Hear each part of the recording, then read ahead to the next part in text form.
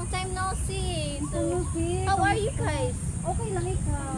Okay ra jud ka adyo no. Nga wa ka nagdikit. Kana mo Charmaine ba nga mabutsi dayan na. By the way, kumusta naman ka? I'm good. Naku, ay din ko. Kasuhan ron. Parang madam na madam. Ano, madam na kayo siya oy. Oh, by the way guys, are you hungry? Do you have a lunch Sus, now? dino ko Charmaine ganing harad din ni pangpangkutasan. So, Kanina na ba yan do you din have- eh. May alam ako ng restaurant kung saan tayo kakain. Taste mo naman, di ba? Yes, sana of course. all. Sana So, all. I don't know. We go now? Go. Yay!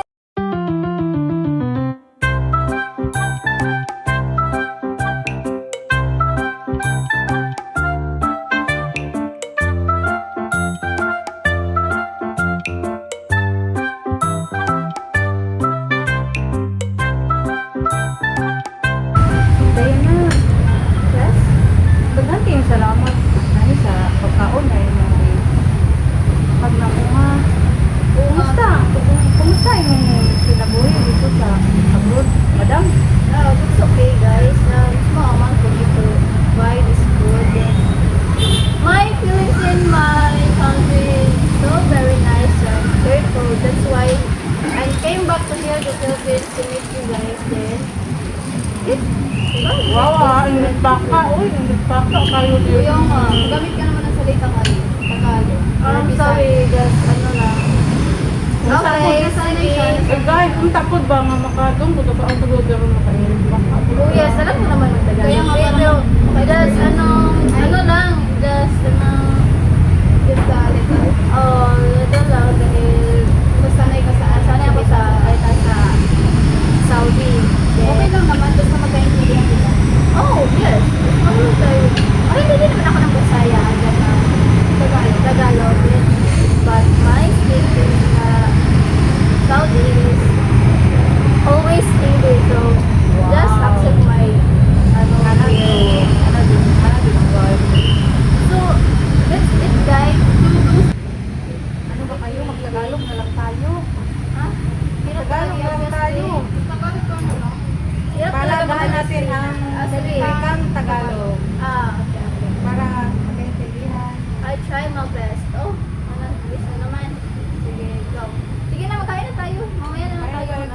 Thank you, Tapu. Okay. Kahit ano naman kasing wika na ginagamit natin. Mahalaga pa rin natin. Hindi natin nakalimutan yung sarili natin. Kasi dito tayo nagkain. Ano, kayo, anong kumusta ng life mo dito? Ano tayo? Very new. Ikaw namin. Wow. Sa buhay. Ano, Dami ko. nag-school pa ba kayo, Ben? Hindi na at-permit? Oo. Uwi pa rin, di ba?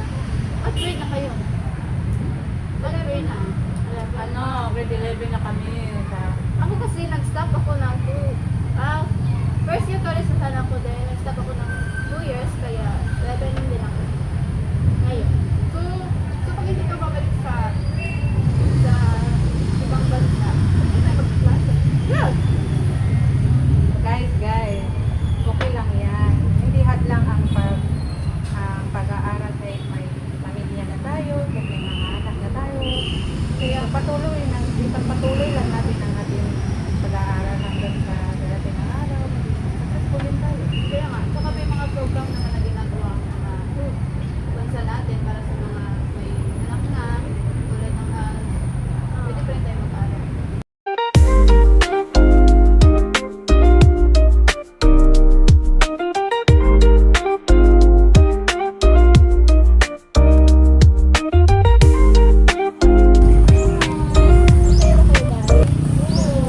Siyempre!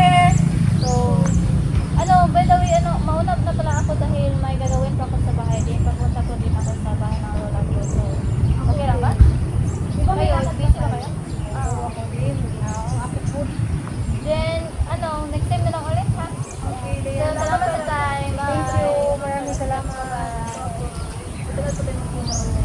Salamat na ako,